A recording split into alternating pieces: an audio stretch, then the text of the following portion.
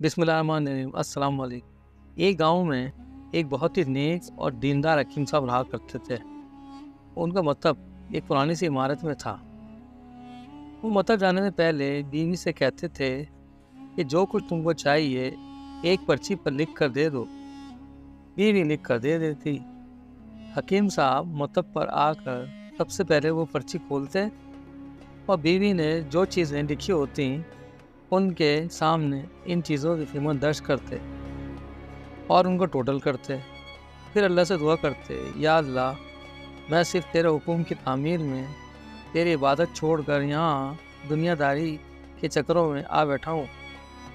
جو ہی تو میری آج کی مطلوبہ رقم کا بندوبست کر دے گا میں اسی وقت یہاں سے اٹھ جاؤں گا۔ پھر اس طرح روزانہ ہوتا، کبھی صبح کے 9 بجے اور کبھی 10 بجے۔ حکیم صاحب مریضوں سے فارغ ہو کر واپس اپنے گاؤں چلے جاتے۔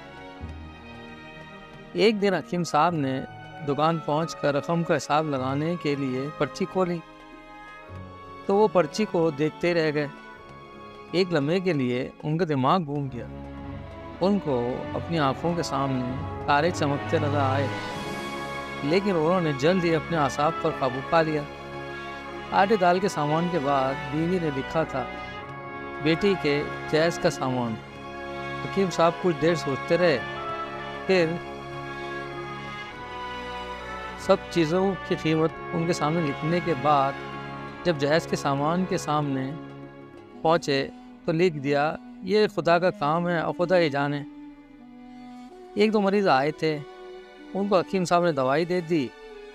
اسی دوران ایک بڑی سی کار ان کے مطب کے سامنے آ کر رکی، لیکن کار یا کار والے کی طرف حکیم صاحب نے کوئی توجہ نہ دی، کیونکہ کئی کاروں والے حضرات حکیم صاحب کے پاس علاج کے لیے آیا کرتے تھے۔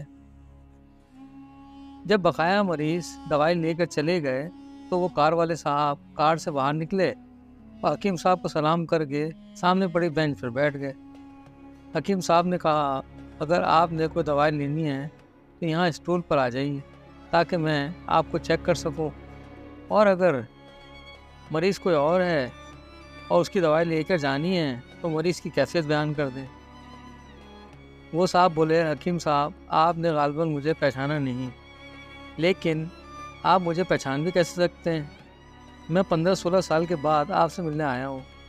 اپنی شناخت کے لیے میں آپ کو اپنی گزشتہ ملاقات کا احوال سناتا ہوں۔ جب میں پہلی مرتبہ یہاں آیا تھا تب میں خود نہیں آیا تھا، بلکہ اللہ نے مجھے آپ کے پاس بھیجا تھا، کیونکہ اللہ کو مجھ پر رحم آ گیا تھا۔ وہ میرا گھر آباد کرنا چاہتا تھا۔ ہوا کچھ یوں کہ میں اپنے آبائی گاؤں جا رہا تھا کہ عین آپ کے مطلب کے سامنے ہماری گاڑی پنکچر ہو گئی۔ ڈرائیور کار کا پہیہ اتار کر ٹائر کا پنکچر لگوانے لے گیا۔ جب آپ نے دیکھا کہ میں گرمی میں کار کے پاس کھڑا ہوں تو آپ میرے پاس آئے اور مطلب کی طرف اشارہ کر کے کہا، اندر کرسی پر آ کے بیٹھ جائیے۔ اندھا کیا مانگتا، 2 آنکھیں۔ میں نے آپ کا شکریہ ادا کیا اور کرسی پر آ کر بیٹھ گیا۔ ڈرائیور نے کچھ زیادہ ہی دیر لگا دی تھی۔ اسی دوران ایک چھوٹی سی بچی بھی آپ کے پاس آ کر یہاں کھڑی ہو گئی تھی اور بار بار کہہ رہی تھی، مجھے بھوک لگ رہی ہے، اور آپ اسے کہہ رہے تھے، بیٹی تھوڑا صبر کرو، ابھی چلتے ہیں۔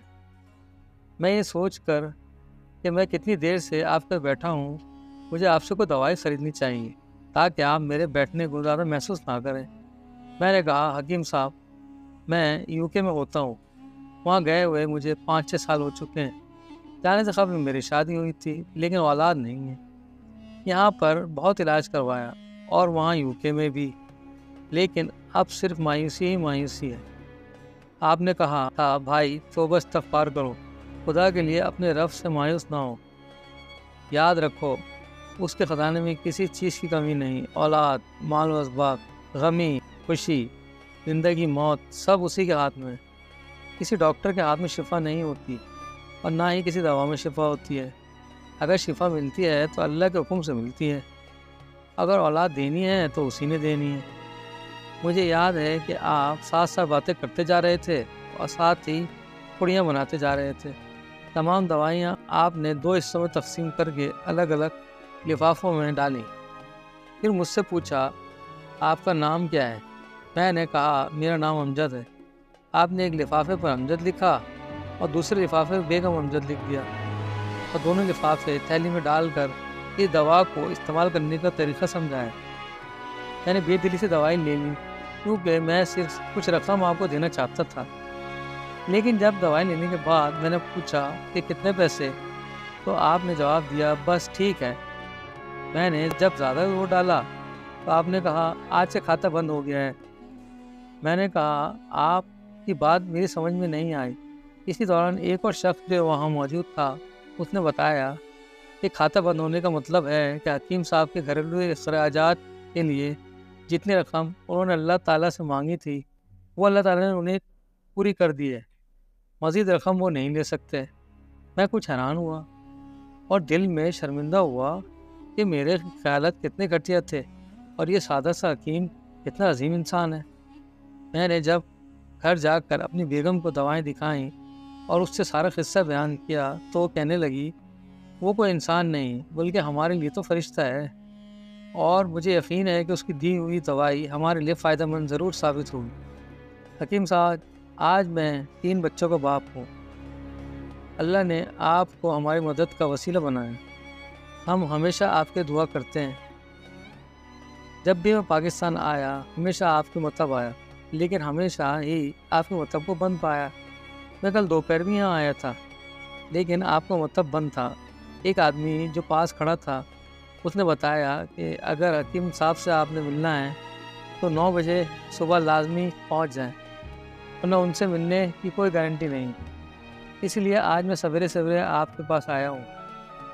جب 15 سال پہلے میں نے آپ کے مطلب میں آپ کی بیٹی کو دیکھا تھا تو میں نے بتایا تھا کہ اس کو دیکھ کر مجھے میری بھانجی یاد آ رہی ہے۔ میری بھانجی کی شادی اس مہینے کی 21 تاریخ کو ہونا تھی۔ اس کی شادی کا سارا خرچ میں نے اپنے ذمہ لے رکھا تھا۔ میں نے اسے رقم بھی بھجوائی تھی کہ وہ اپنی مرضی کی چیزیں خرید لے۔ اسے اسی دوران بخار تھا لیکن اس نے کسی کو نہ بتایا اور بخار کی دوائیں کھاتی رہی اور گھومتی رہی۔ پھر ایک دن بازار میں بے ہوش ہو کر گر گئی۔ ہسپتال پہنچنے پر پتہ چلا کہ اسے گردن توڑ بخار ہے۔ اسے 102 بخار تھا اور وہ بے ہوشی کی حالت میں ہی دنیا سے رخصت ہو گئی۔ اس کے فوت ہوتے ہی مجھے اور میری بیوی کو نہ جانے کیوں آپ کی بیٹی کا خیال آیا۔ ہم نے فیصلہ کیا کہ ہم جہیز کا سامان آپ کی بیٹی کے لیے پہنچا دیں گے، اور اگر شادی جلدی ہو گئی تو سارا انتظام بھی خود کریں گے، اور اگر ابھی کچھ وقت باقی ہے تو نقد رقم پہنچا دیں گے۔ میری درخواست ہے آپ اس چیز کے لیے مجھے انکار نہیں کریں گے۔ حکیم صاحب حیران و پریشان تھے۔ پھر بولے امجد صاحب، آپ جو کچھ کہہ رہے ہیں مجھے تو یقین نہیں آ رہا۔ میں آج صبح بیوی کی لکھی ہوئی پرچی دیکھ رہا تھا تو گھر کے مرچ مسالوں کے بعد بیٹی کی جہیز کا سامان لانے کو لکھا تھا، اور آپ خود دیکھ لیں میری پرچی پر کیا لکھا ہوا ہے۔ یہ کہہ کر حکیم صاحب نے پرچی امجد صاحب کو تھما دی۔ امجد صاحب نے جب پرچی دیکھی تو عبارت دیکھ کر حیران رہ گئے۔ لکھا تھا اللہ کا کام ہے اللہ ہی جانے۔ امجد صاحب، یقین جانیے جو بیوی نے روشن کے لیے پرچی لکھی ہو اور آج تک ایسا نہیں ہوا کہ ان سب کو لانے کا بندوبست نہ ہوا ہو۔ آپ کی بھانجی کی وفات کو مجھے بہت افسوس ہے، لیکن میں اس پاک رب کی قدرت پر حیران ہوں جو کیا کیا معجزے دکھاتا ہے۔ اس طرح اللہ نے روز کی طرح ان کی بیٹی کے جہیز کا بندوبست بھی کر دیا اور بڑے اچھے طریقے سے ان کی بیٹی کی شادی ہو گئی۔ اس میں ہمارے لیے بہت بڑا سبق موجود ہے کہ اللہ پر بھروسہ کرنا چاہیے اور اس سے کبھی نا امید نہیں ہونا چاہیے۔ مایوسی گناہ ہے۔ اللہ کہتا ہے تم مجھ پر ایک دفعہ یقین کر کے تو دیکھو۔